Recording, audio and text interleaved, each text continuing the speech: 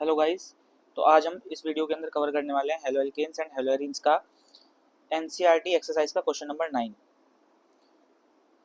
Which compound in which of the following pair will react faster in SN2 reaction with OH negative. आपको ये बोल रहा है कि आपको कुछ कंपाउंड्स के पेयर दिए हुए हैं, आपको इनमें से बताना है कि कौन सा कंपाउंड SN2 रिएक्शन फास्ट करेगा, सबसे ज्यादा तेज देगा, किसकी रेट ऑफ रिएक्शन सबसे ज्यादा होगी, कौन से न्यूक्लियोफाइल के साथ, OH नेगेटिव न्यूक्लियोफाइल के साथ। तो पहला आपको दिया हुआ है फर्स्ट CH3Br और CH3I। ठीक है, मैंने जब आपको SN2 रिएक्शन पढ़ाया था तो SN2 रिएक्शन के अंदर आपको रेट ऑफ रिएक्शन बताई थी। क्या बताई थी? मैंने आपको बोला था अगर एल्काइल ग्रुप सेम है और आपके पास आ जाए alkyl iodide, alkyl bromide, alkyl chloride, alkyl fluoride, तो किसकी रेट ऑफ रिएक्शन ज्यादा होती है? मैंने आपको बोला था एल्काइल आयोडाइड की रेट ऑफ रिएक्शन सबसे ज्यादा होती है in case of SN2 and in case of SN1 also. दोनों के अंदर सेम हो गया ना।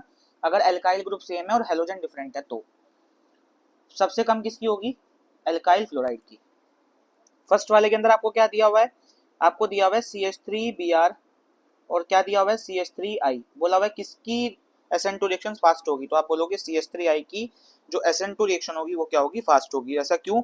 अगर आपसे रीजन पूछ ली तो आप बताना कि जो I नेगेटिव होता है, यहाँ से क्या निकलेगा? यहाँ से I नेगेटिव बाहर निकलेगा। जो I नेगेटिव होता है वो एक बहुत अच्छा गुड लिविंग ग्रुप है, बहुत ही अच्छा लिविंग ग्रुप है, जिसकी वजह से जो CH3I होता है उसकी जो SN2 रिएक्शन होती है वो बहुत ही ज्यादा फास्ट होती है। सेकंड आपको बोला हुआ है, सेकंड आपको दिया हुआ है इसके अंदर, ये इसकी स्ट्रक्चर ड्रॉ करते हैं। चलो, सेकंड आपको दिया हुआ है कार्बन, इससे जुड़ा हुआ है Cl। ठीक है ना, यहाँ पर आ जाएगा CH3, यहाँ पर आ जाएगा CH3 और यहाँ पर आ जाएगा CH3 और दूसरा आपको इसी के साथ में दिया हुआ है CH3Cl। ठीक है, मैंने आपको जब SN2 रिएक्शन पढ़ाया था, या आपने नहीं भी पढ़ा तो आप सुन लो ध्यान से।